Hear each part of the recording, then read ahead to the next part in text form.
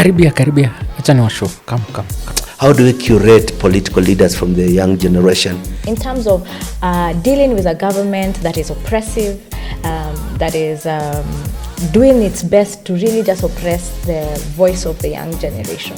Give to soprano. Kenyans are not taking the elections seriously. There's a great failure in securing that vote. Protect that energy from the risk of what happened in Sudan. Democracy could not promise prosperity. We do not want to present our wares to Ruto. Yes. Can we now find a detribalized, progressive leadership? Welcome to Politically Connected, a podcast on everything politics and governance in Kenya and Africa. Here we unpack the complexities of people, policy, and power. I'm your host, Diana Ngao, aka Madam Speaker, and I am Chaka Sichangi, aka the Bishop.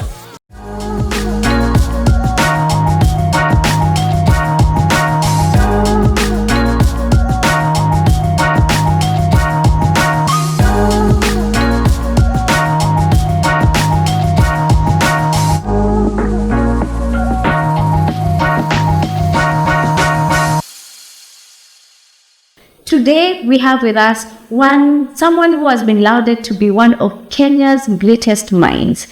He has had the opportunity and the privilege to work in Kenya almost in every corridor in our political history, from the trenches of the 1990 push for multipartyism to the front lines of parliament to ministerial position and even on the global stage. Today we have with us former Member of Parliament of Kimilili constituency, former Minister of Trade and Industry in Kenya, and the former Secretary General of UNCTAD.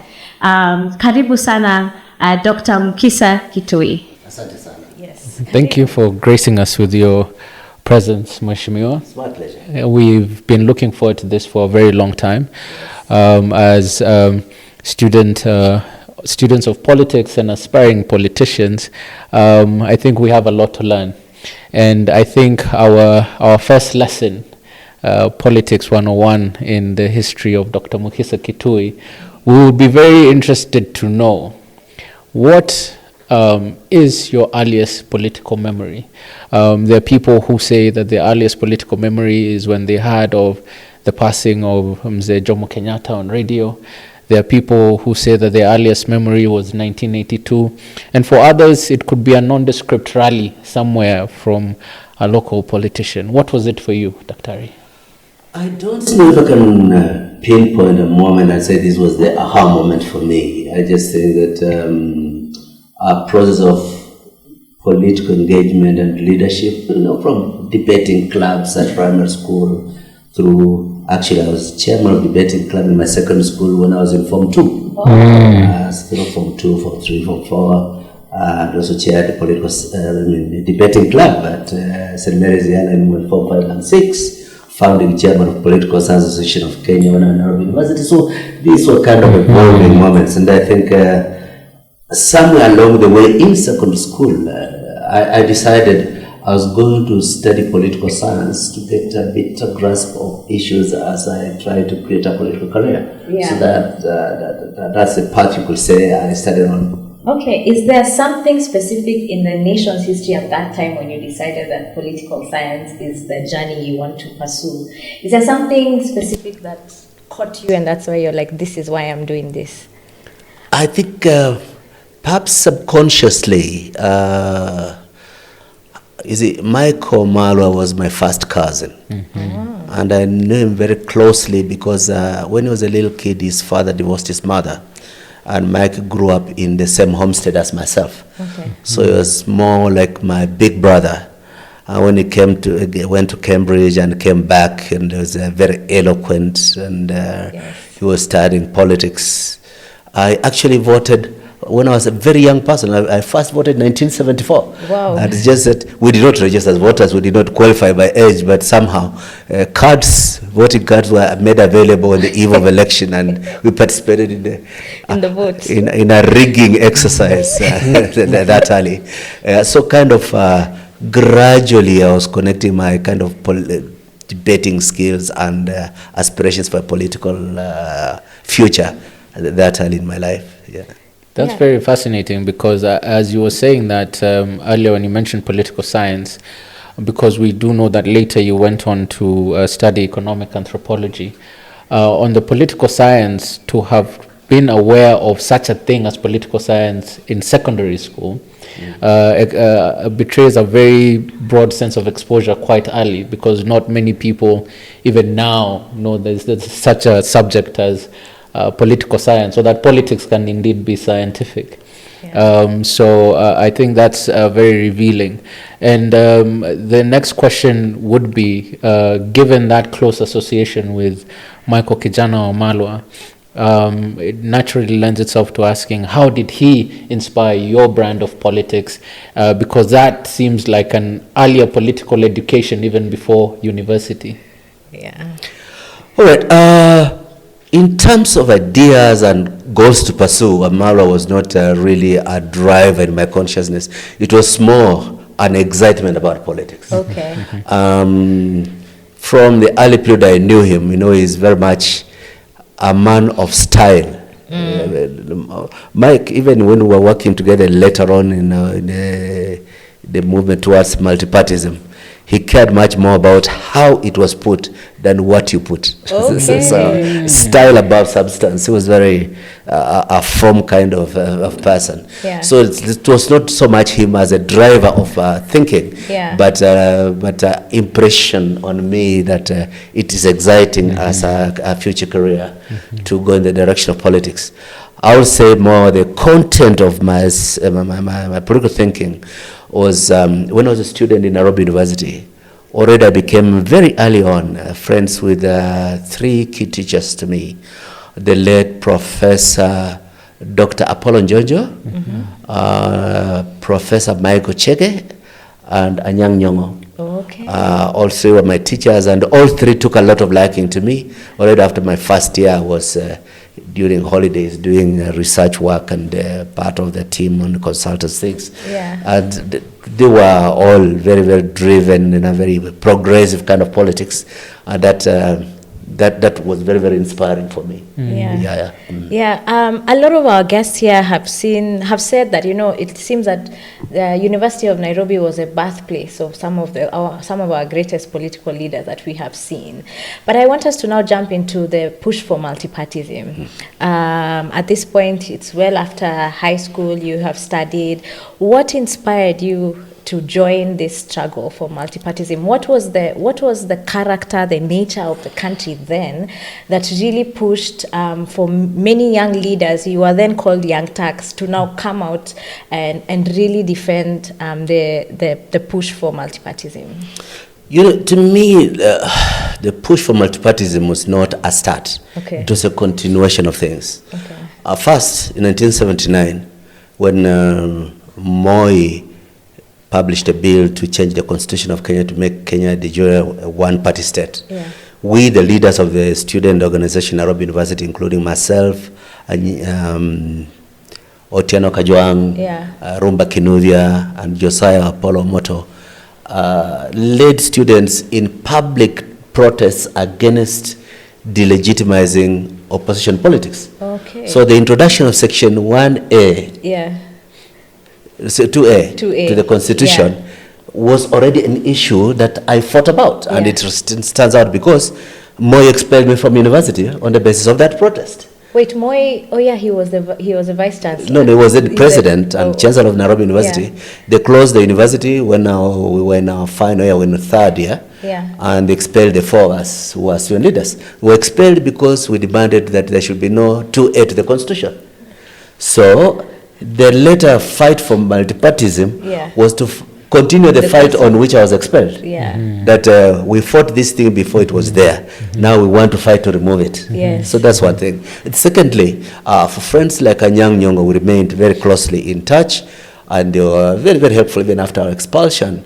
It is Anyang who linked me and us to Mahmoud Mamdani, the father of Zora Mamdani, who helped us in getting our admission to Makerere University, and he was my teacher in Makerere. and became a very good friend. He visited me a couple of times when I was in Norway many years later.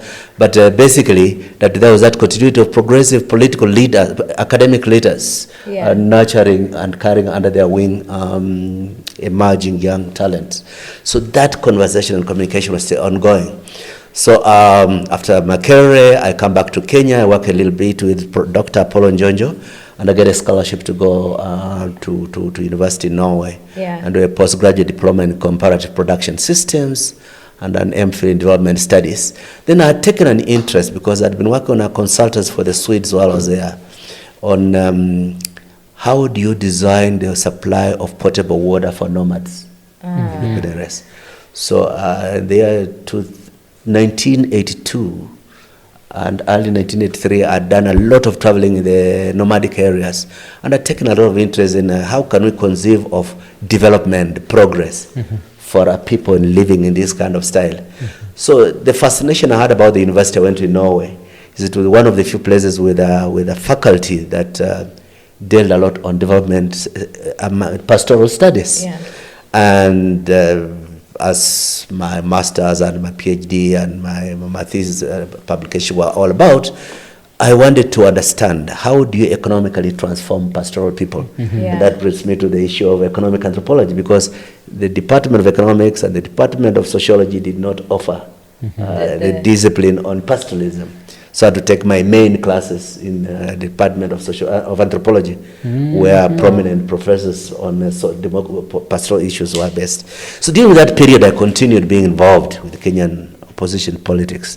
I facilitated Koigo Amwere to come to Norway into exile. In fact, when he came, he was staying in my house for some time, and I organized for him to get a job at the Christian Michelsen's Institute, one of the most prestigious research institutions on development in Scandinavia, where I also got an attachment during my doctoral studies. And in that period, then I started co-authoring, or some of the time actually mainly authoring, the Mapambano and Mageuzi leaflets that were being sent by Koigi to people around East Africa, over which some people were arrested. So I was involved in a lot of that work. When I was finishing my PhD, I was conscious that I was coming back to attend to unfinished business, which included now galvanizing more organized work to reverse the banning of multi-party politics. And so it was a reunion for me with people like Anyang, and discovering a lot of other talent, Orengo, Gitobi Manyara, the late Feroz Navroji, that we were working with as the group we eventually called the Young Turks. The Young Turks. You've mentioned a couple of really big names in our political history, and for some of us who were little young people, or maybe even not even thought of, we learned a lot of our history from what we learned in school, and it's a bit skewed. I want us maybe to hear from you, because we're in the period of, I call it like the post-Raila era. And there are two key people who are seen as fathers of the opposition politics, which is his father, Jaramogi Oginga Odinga, and now also Raila Odinga. And you lived in a time where both Jaramogi was still a giant in the opposition politics of the time. So maybe let's start with Jaramogi Odinga. What was his role in that time? Where was he playing in that time when it came to the opposition politics of the day? All right. Following the Mlolongo elections of 1989, which was the worst sham of an election in that period, and then they're coinciding with the dynamics around the oyster of Josephat Karanja's vice president, then the death of Robert Ouko as foreign minister. There was a polarized environment in the country.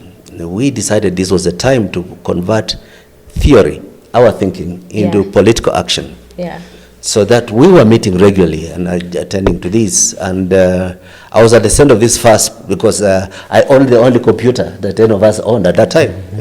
Wow. 1989, 90, there were no computers. people with the place, but as part of the condition for doing a PhD in my university in Norway, you had to buy a personal computer.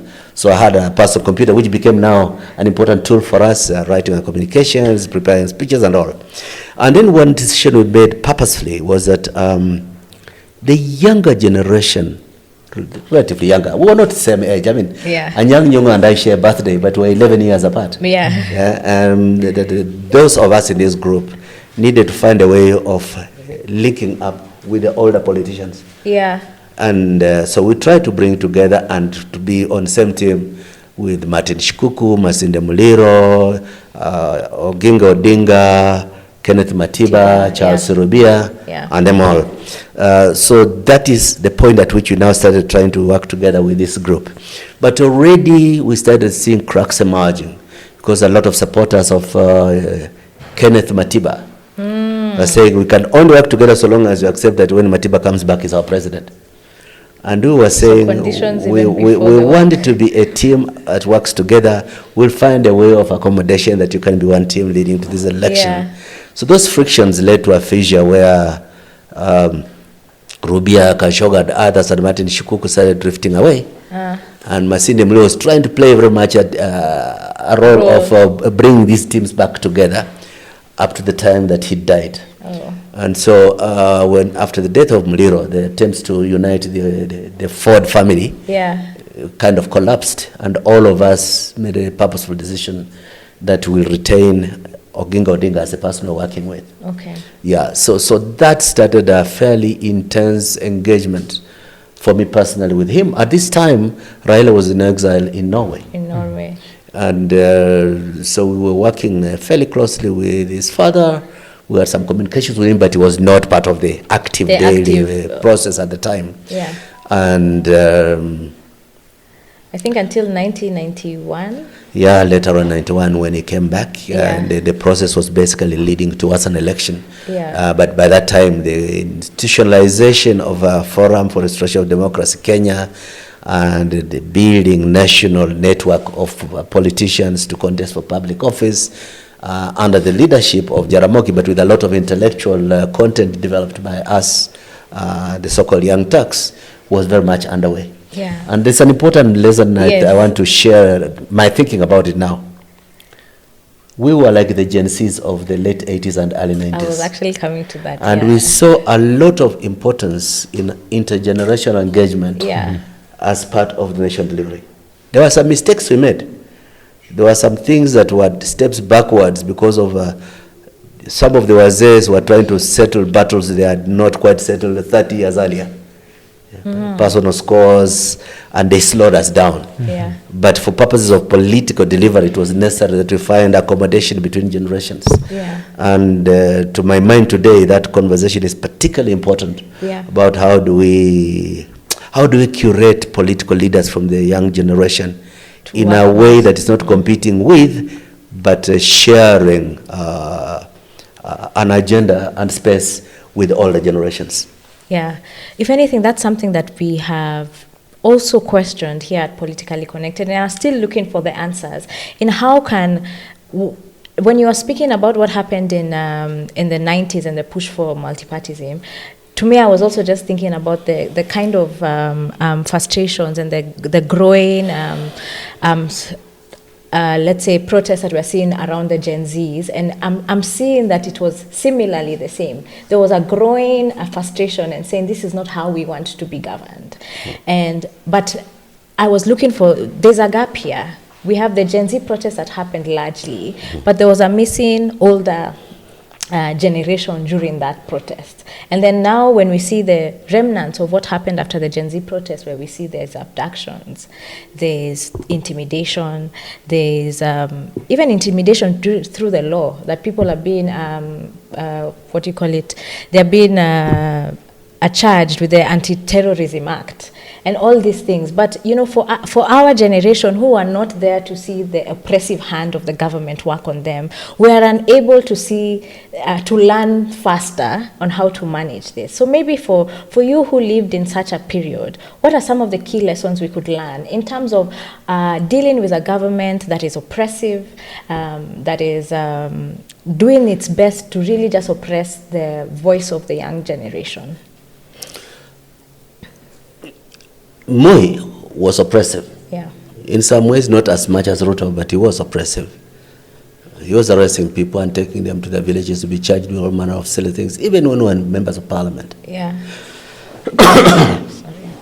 But we, in our thinking already in 1991, he said, if you found Jaramogi Oginga Odinga, Masinde Muliro and Kenneth Matiba, Moi will think twice before putting these people into detention. Yeah. But he may not think twice before putting Kituyi and Manyara and Nanyang the younger. into detention. Okay. Yeah. So and so that you will say, okay, Ruto might feel so offended with Diana that he locks up and charges her with the treason. Yeah. But you'll think twice before doing the same to Martha Karua. Yeah. And therefore that an engagement between Diana and Martha Karua makes sense, partly as a shield, but partly also that mainstreaming the energies in one collective. Yeah. Yeah, but there's something that I've been thinking very, very, very clear about. Our national conversation about post-June 2024 has not been sufficient. The youth uprising over taxation should not be treated as an incident. It should be a moment within a process. And you see, many may not agree, but history is already showing. Kenyan Gen Zs inspired the Gen Zs of Bangladesh, Yes. Nepal, Madagascar, and they chased the autocrats out of power. Yeah. Even Nigeria actually started calling. Nigeria significantly. Yeah. And Tanzania. Yeah.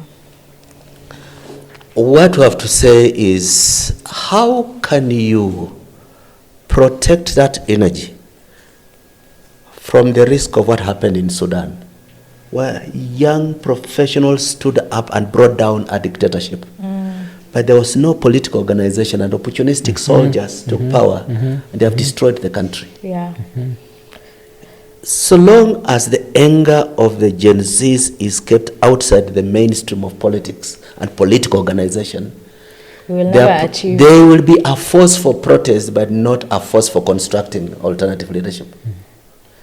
You can achieve change, but you cannot control who takes power through that change, unless you're part of the political infrastructure, either reinventing yourself as a political party, or engaging with others and say, we come to this as equal partners. Can we now find a detribalized, progressive leadership where we claim ownership, just like you, on equal footing, and our energies and our tools of communication and mobilization skills can help structure an efficient transition of power. That conversation has not been taken up properly. That's true. It's a very, very powerful point, and I'd like maybe to, at this point, try and unpack it in two stages, and to tease out an insight, hopefully. I'll begin at this juncture. You mentioned the difference between style and substance when we were talking about Michael Kijana Wamalwa. And we talked about the beginning of your political journey, or being in many ways against Section 2A. And that had to do with pluralism and multipartyism. And it was very important, as it were, for our democracy. Now we enjoy a space constitutionally where that right is guaranteed, where we have an environment where pluralism ideally should thrive.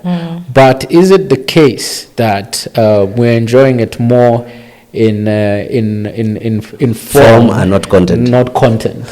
And where I'm also then going with that is how that then connects with creating an environment for these young voices to have an avenue through To which engage. they can be had in a structured engagement. So number one is the importance of pluralism in substance and its place in our society, especially now when we are seeing what is happening. And number two, how that pluralism then provides an opportunity and an avenue for young voices to come to the fore. It's interesting. One of the understated tragedies of Kenya is that we created the format for democratic governance, democratic constitution, institutional arrangement for democratic society, but it allowed non-believers in democracy to seize power democratically. Throughout his political life, Ruto has never fought for democracy. Yeah. He was always on the other side. But now he's a major beneficiary of a system he fought against. What does that mean? Unless he has the Damascus moment, he becomes an impediment to the realization of the promise of democracy. Unfortunately, he has not seen a Damascus moment. So where are we? We are at a place where the institutions of democracy are really, really threatened by the practice of those who have appropriated government. We are at a moment where the safeguards against abuse of office are contemptuously treated, where the institutions of accountability, or even control of public resources, are subordinated to the executive. The whole format of democracy is just a thin disguise for a very, very undemocratic management of public affairs. Yeah. And it's a generational challenge to retain the pretense of democracy without the hope that usually inspires democratic choice, is to prepare the country for even undemocratic changes of leadership. What do I mean? The main commodity that democracy provides, democratic competition provides, is a competition in marketing hope. My team promises you a better life tomorrow than the team in power today. Yeah. As it were, if you have us in power, you'll have a better Christmas next year than you had last year. So perpetually the main commodity democracy sells is hope. Is hope. But there's a historical lesson I learned from a great historian called Alex Oxbohm. He was a Jewish professor of history in Chicago. He wrote a seminal book called Brief History of the 20th Century. And in trying to explain why democracy failed in Germany and in a lot of Central Europe at the start of, just before the Second World War, he said the Great Depression created conditions where parents saw that their children were going to be poorer than themselves.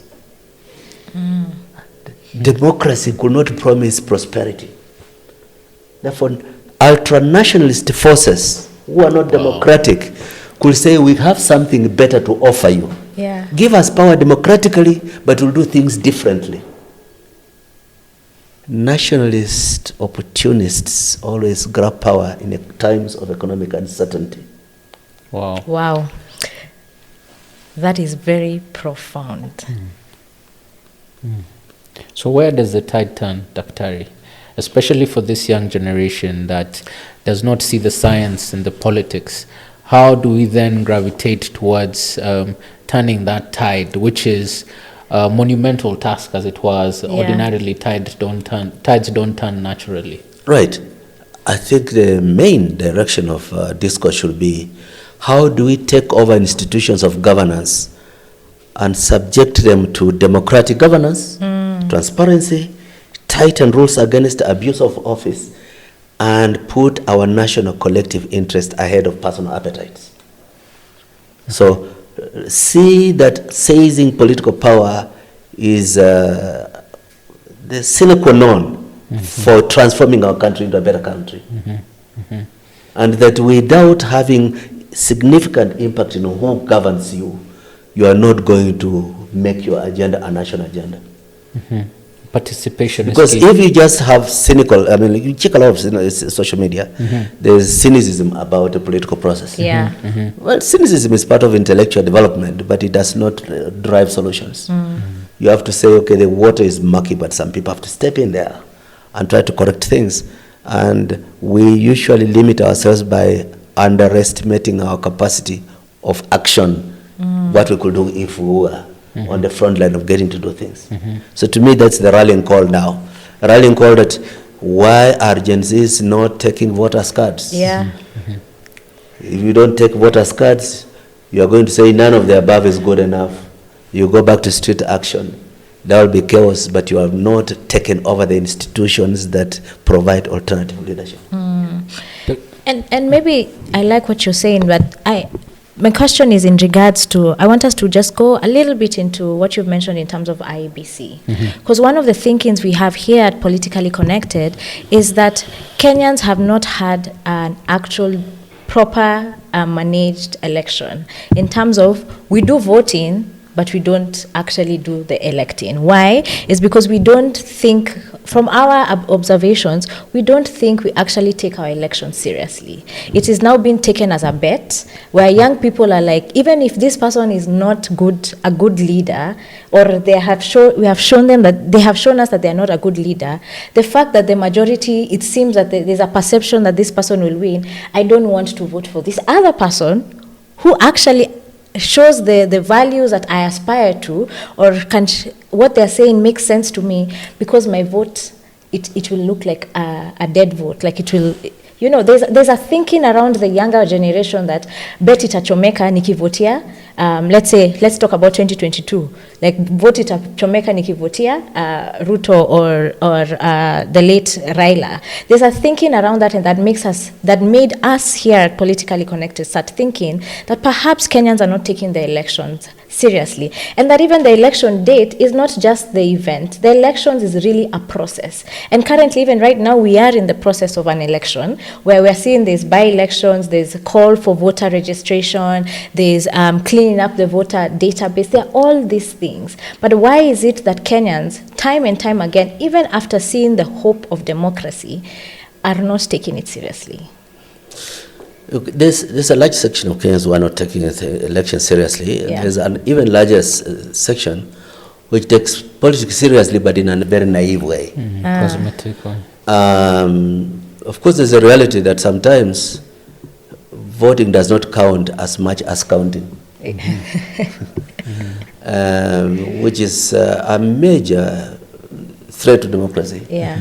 We have had people specialize in how to rig elections. Yeah. And we have not developed sufficient countermeasures to foolproof the democratic process. That's partly why there is always this pressure that make the numbers so overwhelming that even the best thief will think twice before attempting to steal. And that's the model of 2002. Yeah. That if you're united and you are so massive, the possibility of stealing becomes so remote that even those who like otherwise to steal will think twice before doing it. And then we are kind of working in that kind of situation. If the opposition can remain united, if the progressives, the ODM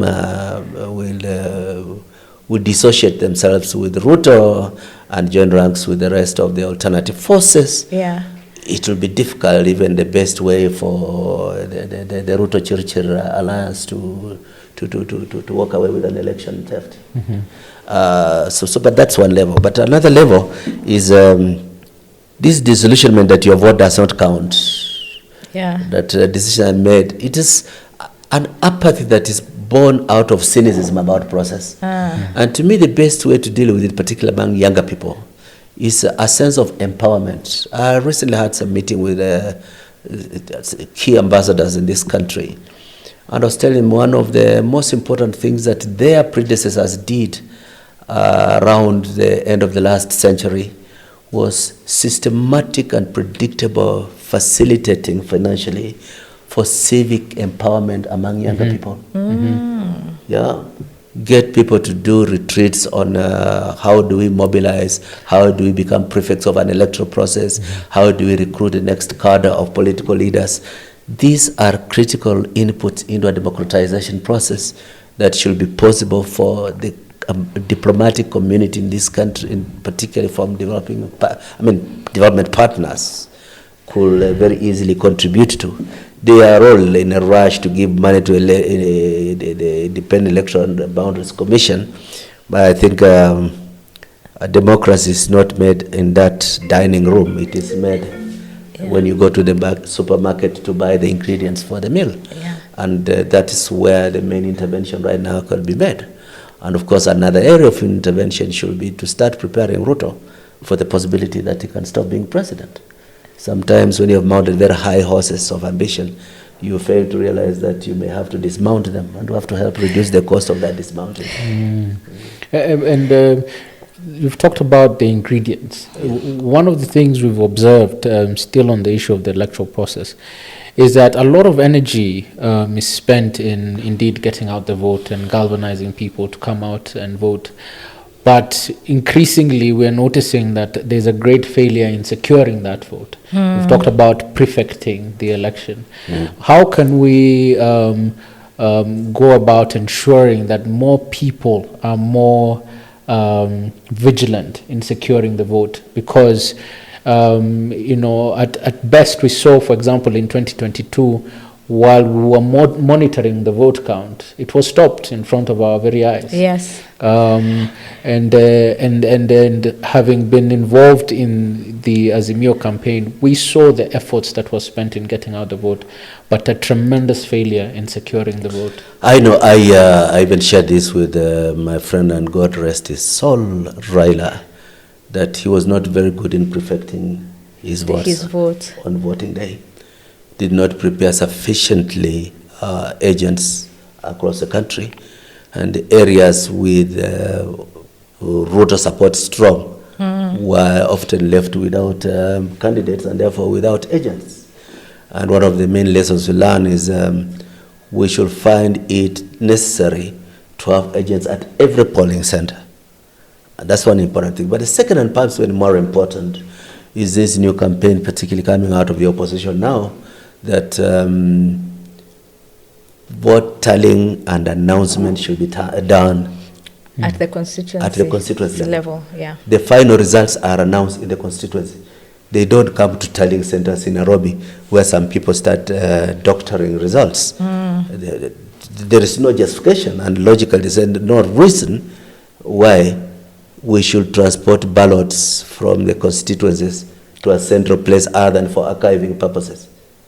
If we do tallying at constituency level and announcing results at constituency level, we will get out a lot of the gray zones that have been abused by some in the electoral process. But also importantly, given their social connectedness, the youth can be very, very important agents and coordinators and whistleblowers in the electoral process. And I think this is one of the areas that they have to start getting prepared and mobilized and trained about doing. I think I would like us to segue a bit into the opposition politics, because you mentioned that the united opposition and some of the things that they are pushing for. And maybe I'd like us to start in the point that a lot of critics have been saying, and I'm saying critics that are more of pro-government, are saying that this united opposition doesn't seem to have an agenda. But you, as the spokesperson of the united opposition, what do you have to say about that? Okay, first of all, the main person saying we have no agenda is called William Samoei Ruto. Yes. We do not want to present our wares to Ruto. Yes. You present your agenda to the people you want to support you. We are not looking for Ruto support. So we have no problem Ruto not seeing what we stand for. Yeah. We, however, have another audience that we must be accountable to. Not those critics supporting Ruto, calling us fools the way he does so recklessly. There are two forms of agenda. One is the easiest agenda that this country can have. Say, Ruto has undertaken things he didn't have to undertake, and they have cost us. So a key entry point in our agenda is removing those stupid things that he has done, which did not need to be done, and they have hurt the country. Number one, Health insurance needed improvement, Not replacement. not replacement. You have replaced a partially inefficient health insurance program with a disastrous alternative with a lot of leakages. Education system needed improvement. Yeah. Education financing needed enhancement. You have wrapped them into a very uncertain and very stupidly mismanaged reform of the education sector. Housing is an important social phenomenon. Since independence, this country has been experimenting with different methods of creating conditions for accessibility of affordable housing. And the most tested and proved route was improvement of a national housing bank. Yeah. Ruto comes along and thinks you can ignore all these decades of experience and construct something which is driven by the desire of procuring cement from Simba Cement and steel from Devki Mills to the benefit of Devki and Ruto. So, using every opportunity for satisfying appetite and greed at the expense of the population. You go to places like, go to Busia, one of the poorest countries in this country by social indices. You go to a village where there was a university campus going to be developed, they secured land, they started building research institute there. They are torn down and replaced by high-rise things called affordable housing. Yeah. People who are living in those grass-thatched huts needed improved housing. Instead, you are constructing these Tall buildings. mortar jungle in the Yeah. village. And you're saying the affordable housing because they will only cost 1 or 2 million shillings. What are you telling them? That they're so stupid they cannot see how silly you are in what you're trying to bring to them. So to say unnecessary mistakes by Ruto by being reversed, you make a system industrial reset. Let's start from where things were and get them better. So that is a major first step. And to do that, you'll have to withstand the insults of Ruto, who somehow thinks he's the most clever person in this country. And he knows that we know that he paid somebody to write papers for him. He cannot achieve the degrees he's boasting about. But he goes there, oh, they are all fools. Those who have gone to school properly do not brag that they are clever than other people. Those with suspect degree credentials like Ruto are the ones who tell the world that they are clever and everybody else is a fool. Yeah. Right? So, but that's where we are. That's a starting point. This is a second point. A major problem of Kenyan political culture is Kenyans don't vote for what you stand for. Yeah. Kenyans vote against someone. Yes.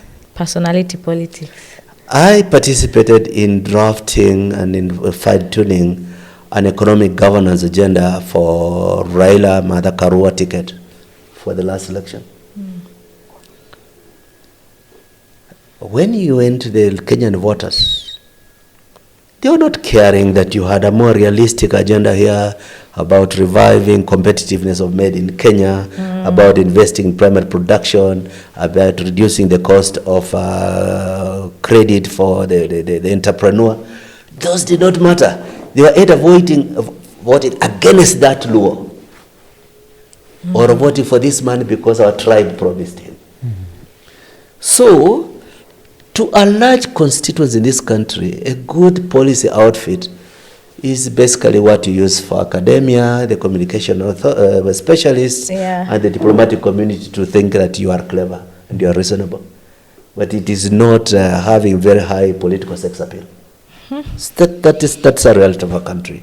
But third, and importantly, those of us who are on the progressive side of opposition politics say, our colleagues in opposition are not angels. There will be some among us who are driven by the desire to enjoy the perks that those who are in power are enjoying. So we develop a policy outfit and drive a commitment to just contain them. That as members of a team that will be taking power and responsibility for the country, can we hold you to account that this is what we stand for? And that the things that we do in government are consistent with a positive national agenda for national renewal, for resuscitating hope among the hopeless, for giving the youth opportunity to realize their potential. So internal communication is the main driver for having sound policy, not the competition in marketplace for political elections. Allow me to just seize the opportunity for a young person seated somewhere who actually gravitates towards policy issues. A young person who's watching this and being inspired by you right now, but the national conversation gravitates towards, what you've described as what is preferred. But for that young person who may want to stand up and advocate for policy issues, may actually one day even stand for office by listening to this conversation. By the time this airs, the State of the Nation will have been read by the President. Using, and sorry to put you on the spot, but I'm confident that we'll be inspired by your response. Using the fundamentals of political science and particularly economic anthropology, given the economic situation we are facing, what would be your 2 or 3 points on the assessment of the country as it is for that young person who wants to be inspired on policy issues? Okay. 2 major sets of argument I think I want to present to this. One of the most important custodians of policy-driven politics is the revival and strengthening of a national economic and social council. See, the problem of political party manifestos is they are geared towards winning an election, maintaining power for 5 years, and winning in the next election. They are short-term. Marketing hope.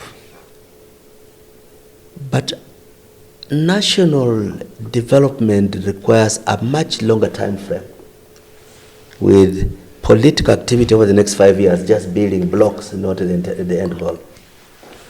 And to develop a developmental state, you need an institution that evolves broad national goals, and that political competition is about who is best to interpret the components and realize the short-term gains within this larger spectrum. Horizon, yes. I've always said that one of the unfortunate things that Uhuru Kenyatta did as president was to kill the National Economic and Social Council. Because it means that you now sail without a rudder. And you can now see Ruto managing by walking about. And we shall say, if you are not going anywhere in particular, any route can take you there. You can't get lost. You are like a chicken, the sun rises, you get up. When it sets, you go back home. The morning you ask who is the most prominent person that has died, I go for the funeral. In which church is doing a harambe, and can I go or I send someone? This firefighting politics cannot be overcome unless we start having longer term thinking as a nation. And policy engagement is about how can we define a national agenda that is stripped of political ownership. So that political groups can say, we will best interpret this and will take the first steps, the foundation for realizing these goals. Today, one of the most important policy areas for me is why is made in Kenya becoming less competitive than made in Tanzania. When I was minister, this country accounted for 2/3 of the net value added export within the East African community. Today we're net importers from Tanzania. They sell to us more than we sell to them. How can little Tanzania, with a more limited academic investment and capital, intellectual capital, with less infrastructure for capitalist production, become more competitive in yielding the labor process than Kenya? Unless you address that, you can talk about trying to become a Singapore, but you just sound like a fool. You are not addressing the physical things you are doing that are making your country less competitive, that are driving away foreign investment, that are making credit too expensive and unaffordable. Yes, so the policy conversation is critically important. Not just for winning an election, Yes. but for redeeming the hope of a nation. And developing it. And you've mentioned Tanzania.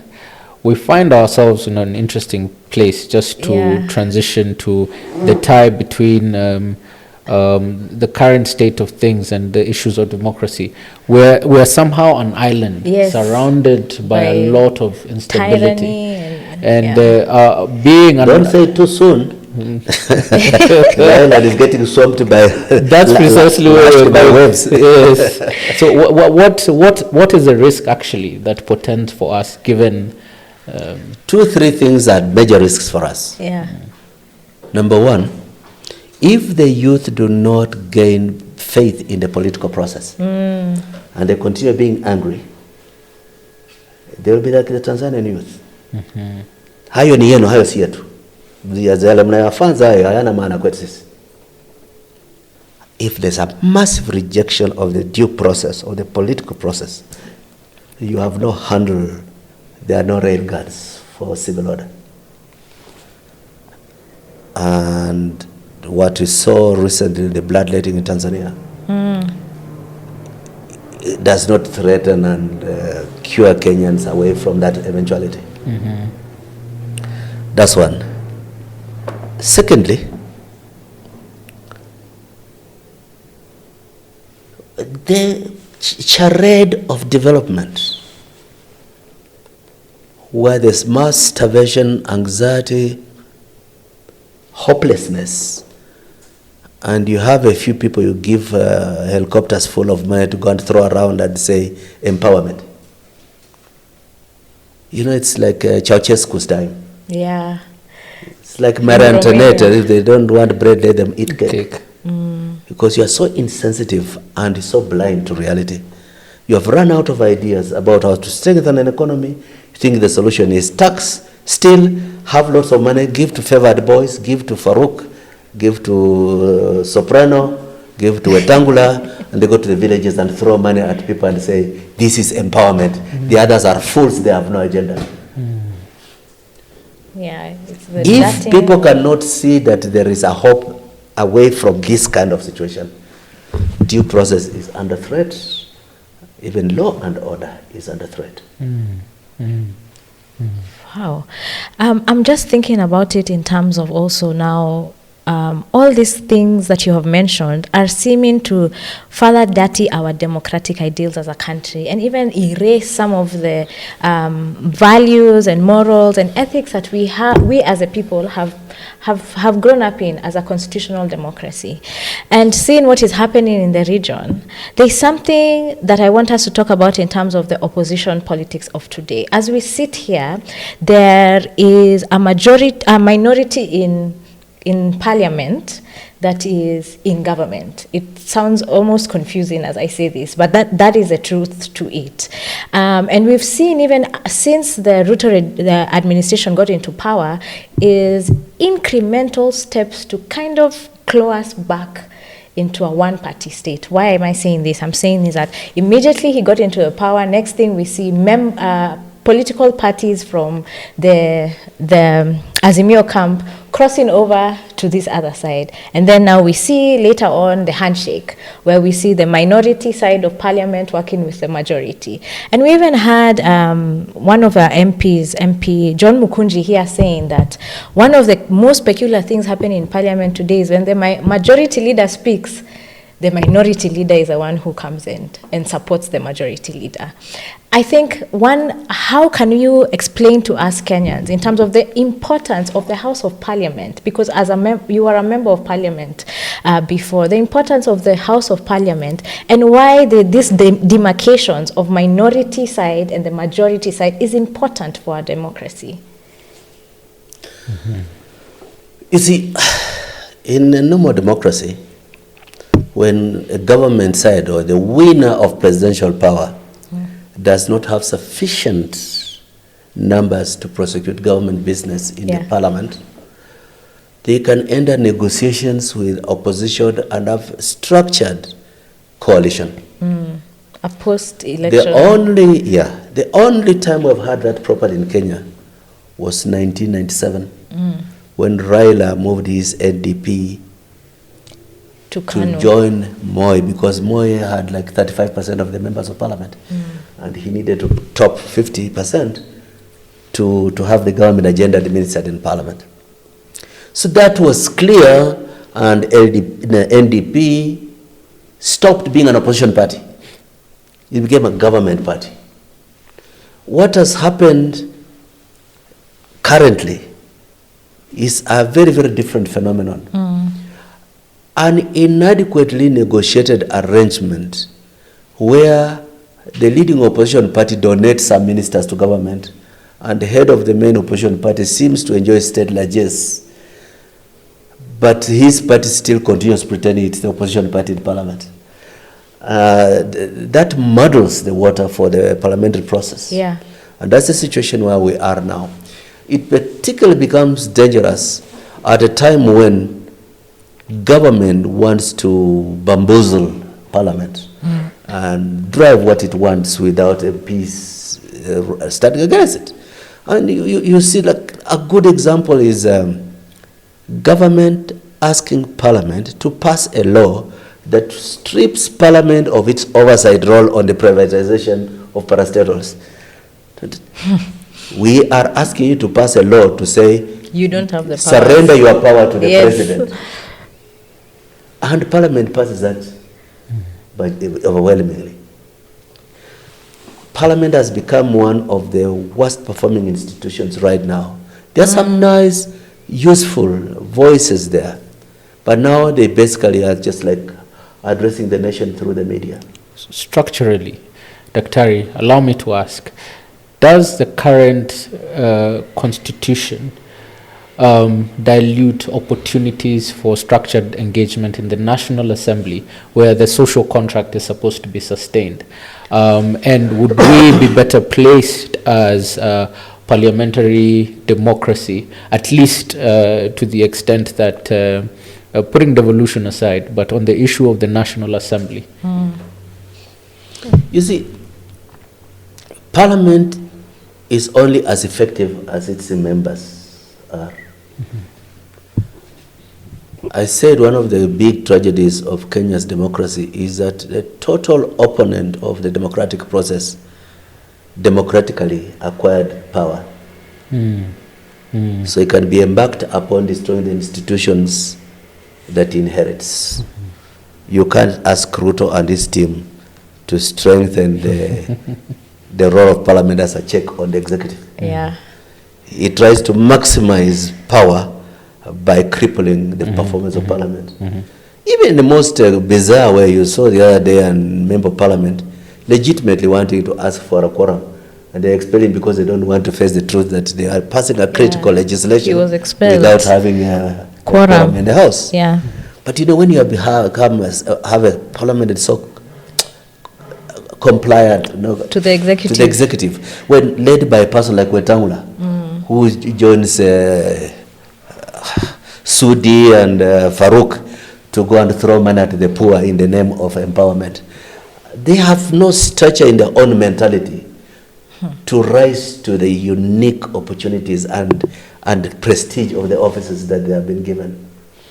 That's a major threat to the democratic process. And so even the competition for change of government includes not just about which set of rulers are coming into place, but how can we redeem the integrity and the fidelity of democratic institutions as we set out in our constitutional change.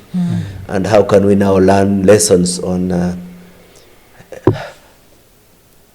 bolstering them, building a firewall against erosion through practice of the institutions as we have seen under Ruto.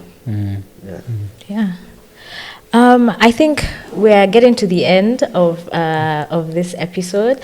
Thank you very much, because some of the things you've said are so profound that they've left us thinking. They've left us really in deep thought to see how best we can unpack some of the great ideas that you have shared with us here. And maybe before we close, I'd ask you to give just a parting shot to our audience. Our audience are primarily Gen Zs and millennials who are eager to be part of this political process or to be part of this nation building for that greater Kenya where they prosper. Just some hope as Dr. Mukisa Kituyi. I celebrate the unique strength and engagement that the Gen Zs have shown. I've been bemoaning that the time I was a Gen Z, we were ready to risk death. Yeah. And but all the time learning how to improve our tactics to be part of our political process. And my main message to Gen Zs is that you have demonstrated your ability to mobilize. You have demonstrated your ability to rise beyond tribe. I want you to demonstrate an ability to resuscitate hope that Kenya is possible. But also importantly, lessons learned, nobody grows by talking to themselves alone. We have to talk beyond their own usual group. And we don't become a church choir that every Sunday we're talking to the same people and reaffirming our hope in the same thing. We can collectively grow by a hybrid of experiences, sharing and interchanges between generations, but also collectively putting the agenda of younger generation who are going to inherit the tax burden of this country, at their hopes, their agenda, and their future is at the core of planning the national renewal.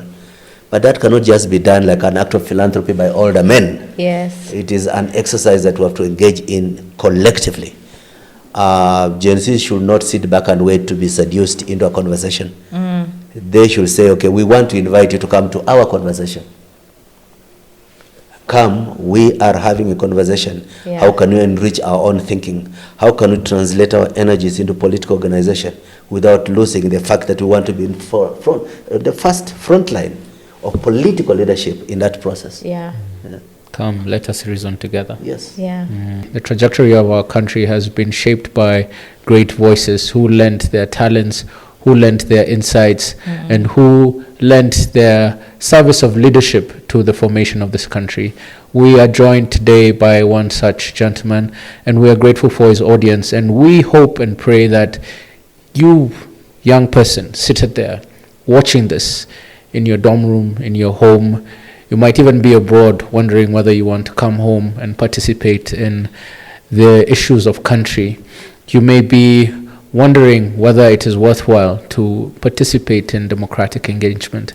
We can only hope that you have been inspired to stand up and lend your voice, because we have seen that time and time again, it is those who stand up and lend their voices to the cause of advancing country that make the greatest difference. It is either that or making peace with choices being made for you that impact not just yourself but future generations.